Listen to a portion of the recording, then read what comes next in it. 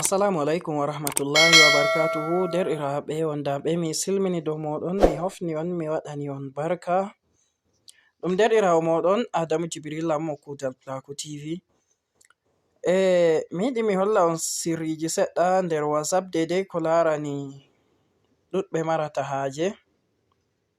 Arande mai ni, to hande on a feni warugo ha chaine amin kuugal Plaku TV ngal YouTube, a lara ngal jungo maɗa nyamo ɗo a tawan bindi ɗo windi sabone, a iya dow ton a abona, e nonnon ɗum waddante toɓɓere, a iya dow toɓɓere man nde dow, e nonnon a waɗa na video amin jem, e nonnon ƴamol je a mari fu a acca ha commentaire video ngol ɗo man ɗo, e nonnon a iya dow partage a partage video man be sobiraɓe maɗa.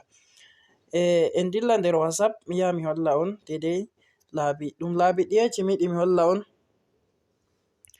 Arande mai ni, ɗuɗɓe kuje to wari ha WhatsApp maɗa, to a maɓɓiti na sai to an on maɓɓiti, ɗum pat ɗum yirlan ɗum waɗaka maɓɓutugo, ɗum ɗo yara ma connection. Woɓɓe bo mari haje kala ko ɓe maɓɓiti ha WhatsApp fu joɗa ha WhatsApp mai, ta yaha nder gallery ta ɗum hebbinana ma memoire. En dilla mi yaha mi holla on dedei no on waɗirta ɗum.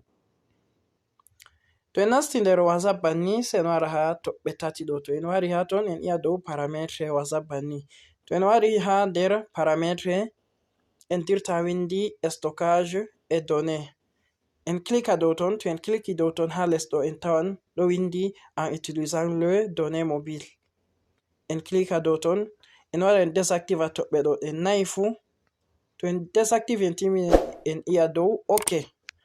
En wara en wurta ɗo banni ɗo, kala ko wari fu maɓɓitata, ko ɗum photo sai to an on yi'i dow magol nden gol yirla ngol maɓɓita. En lora en wurta en yaha ha ɗo ha windi discussion. To en wari ha discussion bo, en tawan nda toɓɓere nde ɗo ha windi visibilité des médias. En tawan ɗum ɗo active banni, sai en wara dow toɓɓere mai banni en désactiva. To en désactivi banni ni, kala ko on telecharge fu hotata ha gallery, ɗum joɗan ha WhatsApp tan, ɗum hotata nder telephone. E nonnon to on activi toɓɓere nde bo je waɗugo message vocal e message video kadi, message video. Tammi on fami derɗiraaɓe. On yettama, on yelanama khairu. Continuez, abonnez, tokke kuugal Plaku TV. Inshallah mi waddanan en videoji fere-fere nder balɗe garoje. En andi chaine meɗen en maɓɓiti chaine fere kesum, ha to non en waddata videoji. On yettama. Wassalamu alaikum.